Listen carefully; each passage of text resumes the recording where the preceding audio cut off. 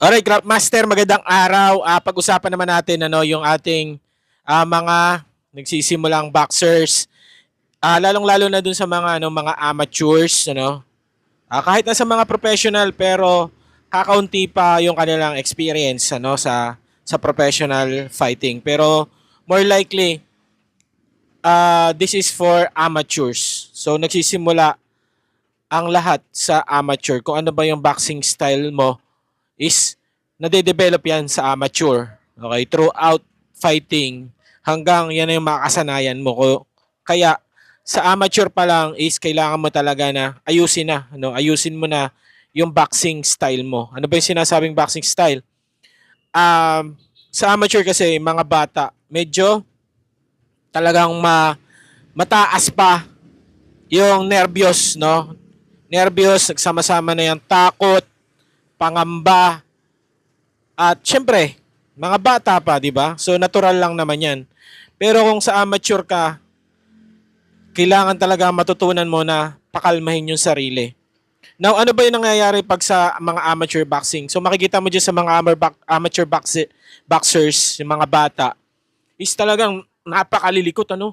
Ang dami nilang movement. Lalong-lalo na pag nagagalit na, no? Pag nagagalit na, lalong lalong hindi mo na malaman yung gagawin, no? Dala na nga yan ng takot, pangamba, yung mga ganun, gustong gumante, gustong manalo, ano? So iyan yung napaka delikadong masanayan ng mga boxer, no? Pag lumao na, pag tumagal na. Um mag Para sa akin, no, magulong tingnan, hindi siya maayos, no, hindi siya maayos, no. Kasi kung papanoorin natin yung mga high level boxer, no, high level boxer, makikita mo simple lang gumalaw, hakbang lang konti, and gagamit lang yan ng bilis kung kinakailangan umilag. Pero sa ating mga amateur boxers, yung mga bata, hindi pa lang nagsisimula, talon na ng talon, talon na talon, feint ng feint, feint ng feint,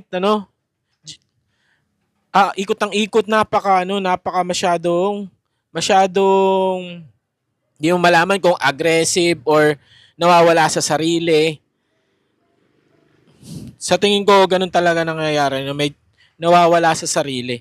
Kaya ang ginagawa nila is ganun, malikot, punta doon, atras abante, talon, talon ng talon, and pag sumuntok talagang sasalida ng mabilisan. Kung ikaw is amateur, dapat lumaro ka na as a professional, no? As a professional.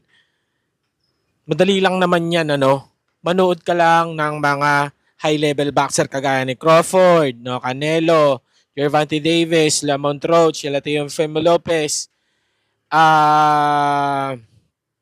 yung mga bago pa, no? Yung mga sikat na ngayon, yung mga Meksikano, mga Meksikano, yung mga Amerikano, Puerto Rican boxer. Pag nakikita mo yan lumaban, napakasimple lang, So, bakit kailangan mo pang dumating sa ganung point, no? Na na masyado kang malikot, no? Masyadong ang tawag sa amin dito, magaslaw, no? Magaslaw ka.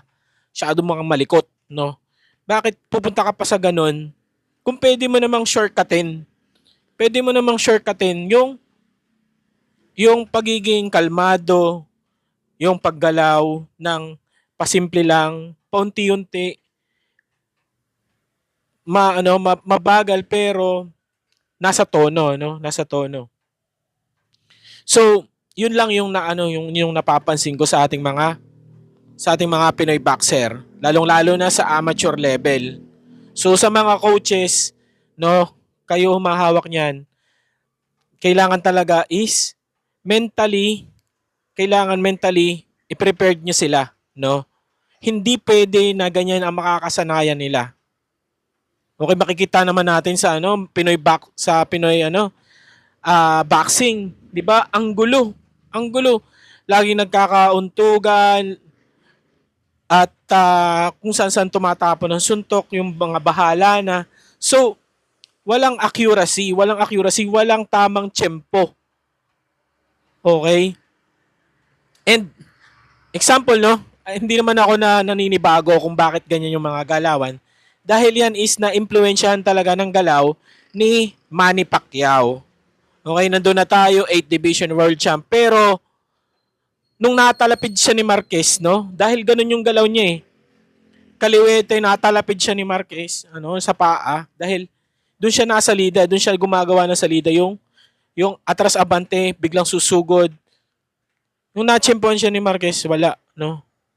Talagang tulog na tulog. And napakadelikado yan. Pag yung kalaban mo smart talaga, ganun kan lumaro, yung atras abante, yung masyado kang mabilis, no? Yung sobra na, yung OA na, yung magaslaw na nga. Pag tinalapid ka niyan, inapakan yung paa mo, natsimpuhan yung paa mo, wala ka ng balanse. So, ganun ang mangyayari. So, yun ang iniiwasan natin kung bakit kailangan kalmado, huwag masyadong malikot ang mga paa. As much as possible, lagi dapat yang on the ground, no?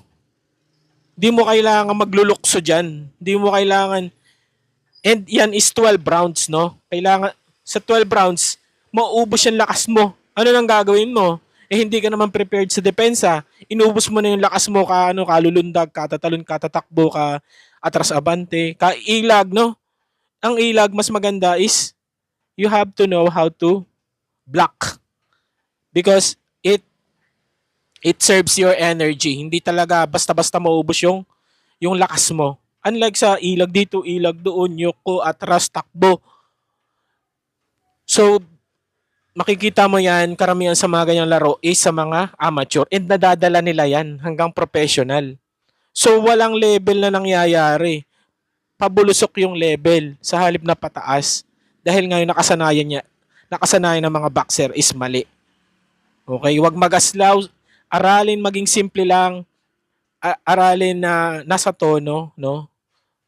Talasan lang ng mata, talasan lang ng pakiramdam, ayusin yung depensa, huwag kang matakot, no? Kung may tiwala ka sa depensa mo, hindi mo kailangan kabahan, hindi mo kailangan matakot, no? At you will be stay in focus, no? Na focus talaga. So nakaabang ka talaga sa mga suntok ng kalaban at nakikita mo yan dahil nga you are mentally strong. Okay?